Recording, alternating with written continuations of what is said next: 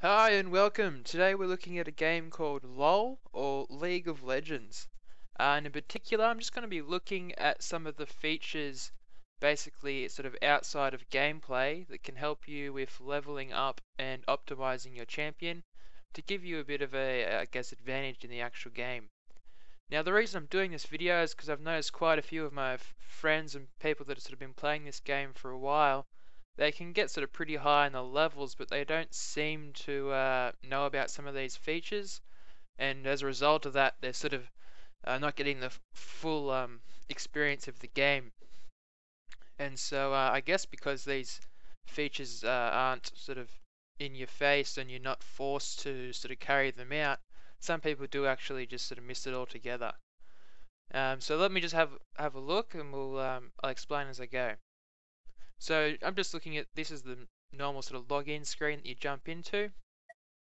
So if you jump into your summoner profile and then go to champions, in here you can see all your champions. This is fairly widely known.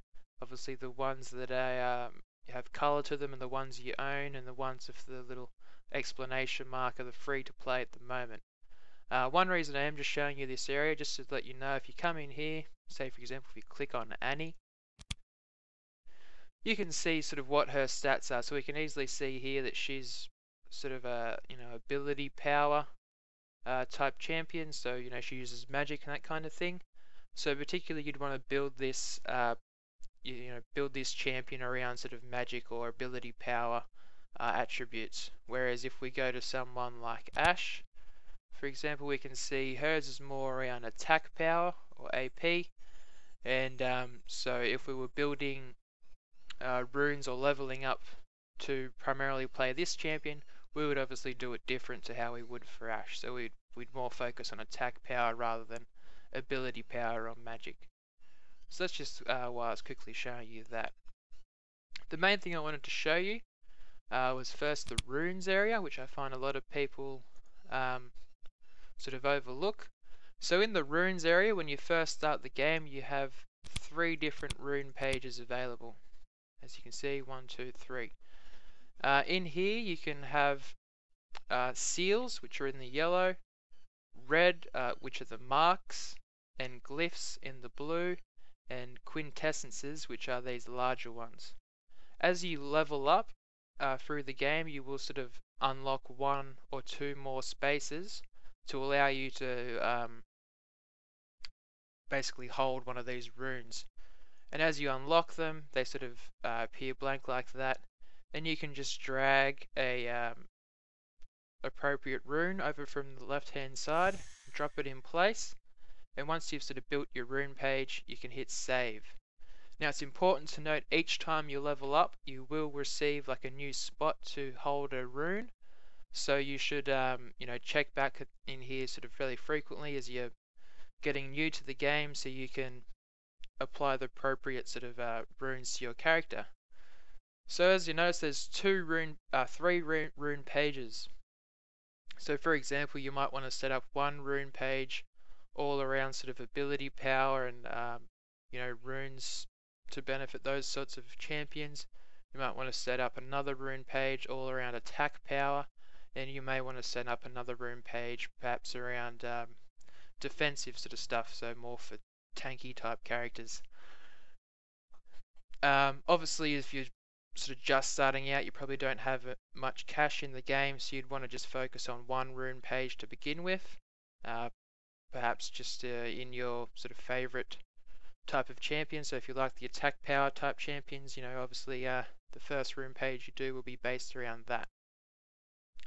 So just to go over it briefly, we have the seals, which are so for all rune places here, you can have what's either a primary or a secondary rune. So as you can see, if I hover over some of these, you can see primary in the top right corner of that black box, and for this one you can see secondary, this one you see primary, and so on. So ideally what you want to have is primary ones in each location. So for the seals, the primary types of runes you're after are basically defensive.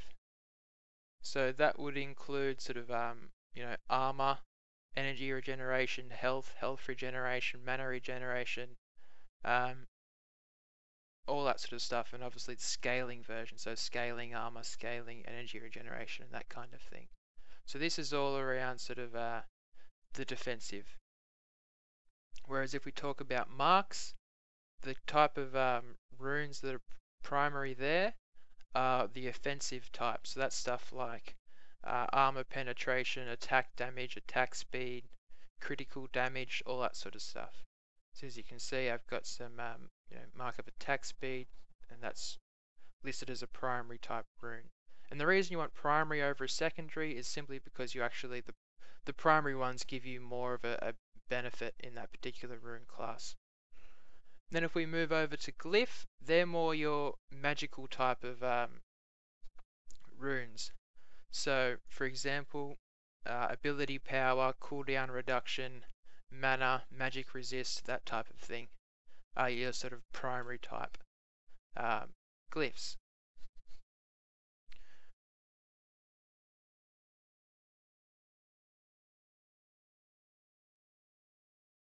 So if you were building a room page for an attack power or an AP type champion, you wouldn't probably put ability power glyphs over here.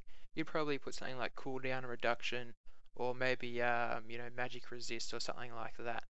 Because there's no point in building your ability power if your champion doesn't actually attack with AP. I hope that makes sense. And then the quintessences, they don't actually have a primary or a secondary. But you can put sort of whatever you like in there, and they will unlock as you get into the higher levels. Now there's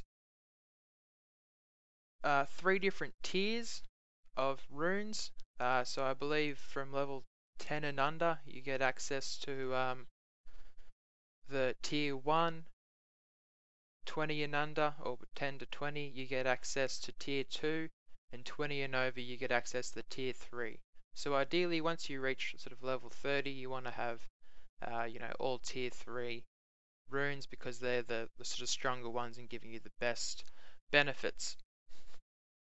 So that's how you, access rune pages, keeping in mind there's 3 of them in total, and you just sort of save them as you edit down the bottom right corner. Moving on to masteries. Masteries, this is another one. Each time you level up, you'll get a point, and you can spend a point on any of these basically mastery abilities. So if you hover over them, you can see 5% attack speed. That's what it does. This one does plus 6 ability power at level 18. So you basically go through and you would pick masteries that you think apply to your champion or your playing style, and then obviously save them. Same with rune pages. You can have multiple mastery pages. I believe you can just sort of make as many as you want, or I'm not too sure, but they're not limited to 3 like the rune pages are. So yeah, make as many sort of mastery pages as you like to suit your different champions, your different playing styles. And you just sort of click the ones you want, and as you're done, hit save masteries. As I mentioned, you get a point each level, so you want to come back here regularly and make sure you're getting all the masteries you can, because if your opponents have these advantages and you don't, you're obviously missing out, and that could be why you're not being able to compete as well. So that's runes and masteries. Just to show you with the runes, you may be wondering sort of how do I get them. So to actually get runes, you come to the shop by clicking this what looks like a treasure chest button up here.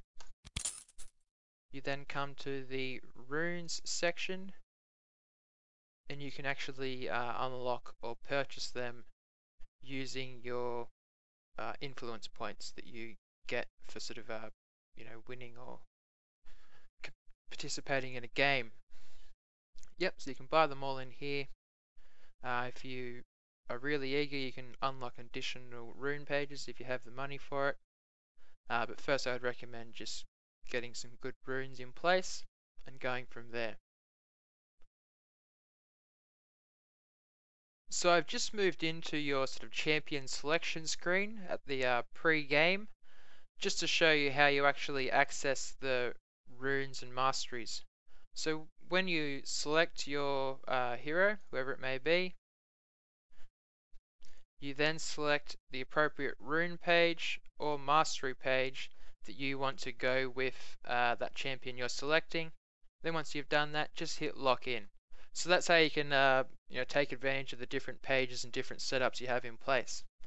I hope this has been helpful and helps you get the most out of the game. I've provided a link below to download the game if you're interested. Otherwise, hit subscribe and I'll have some more videos on the way. Have a good one. Cheers.